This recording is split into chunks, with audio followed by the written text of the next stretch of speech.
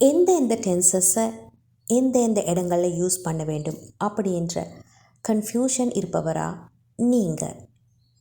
தென் இந்த வீடியோ நீங்கள் கண்டிப்பாக ஸ்கிப் பண்ணாமல் பார்க்கணும்.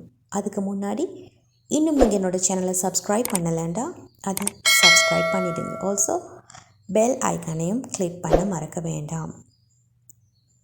Let's see where to use each tenses using examples.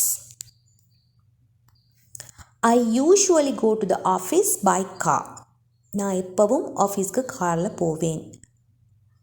This is the simple present sentence.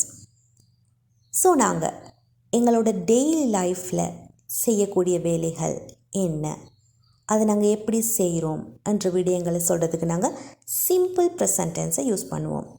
அதாவது நிகழ்காலத்தில் நாங்கள் எந்த மாதிரியான வேலைகள் செய்கிறோம்.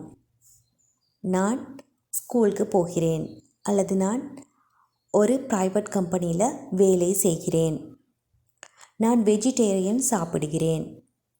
அவள் தினமும் ஏர்லியாக பெட்க்கு போவாள், ஏர்லியாக தூங்க போவாள். இந்த மாதிரியாக ஒருவர் டெய்லி செய்யக்கூடிய விடயங்கள் அல்லது அடிக்கடி செய்யக்கூடிய விடயங்கள், இந்த மாதிரியான விஷயங்களை பேச நாங்கள் சிம்பிள் ப்ரெசன்ட் டென்ஸ் யூஸ் பண்ணுவோம்.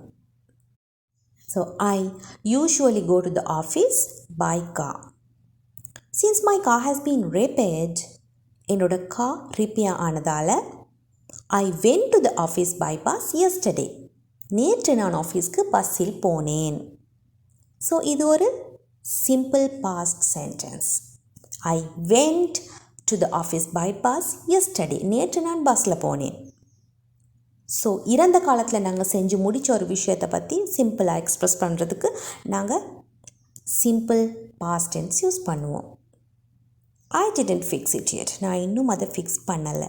So tomorrow also I will go by bus, அதனால் நான் நாளைக்கும் பஸ்ஸில் போவேன்.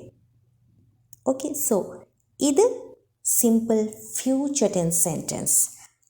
ஐ வில் கோ பை பஸ், பஸ்ஸில் நாளை போவேன்.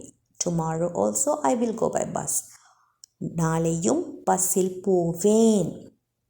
ஓகே, இவ்வாறாக ஃப்யூச்சரில் நாங்கள் செய்ய போகிற ஒரு விடயத்தை எக்ஸ்ப்ரெஸ் பண்ண நாங்கள் சிம்பிள் ஃப்யூச்சர் டென்ஸ் யூஸ் பண்ணுவோம்.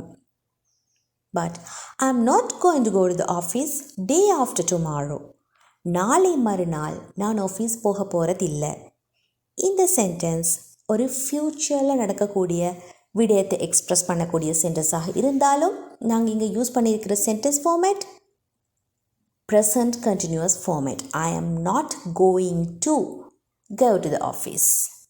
ஸோ இந்த மாதிரியான சென்டென்ஸ் பெட்டர் நாங்கள் எங்கே யூஸ் பண்ணுவோம்டா, கன்ஃபார்மாக ஒரு விஷயத்தை நாங்கள் ஃப்யூச்சரில் செய்ய போகிறோம் அப்படின்று சொல்கிறதுக்காகத்தான் இந்த ப்ரெசன்ட் கண்டினியூஸ் டைப் ஆஃப் சென்டென்ஸை யூஸ் பண்ணுவோம்.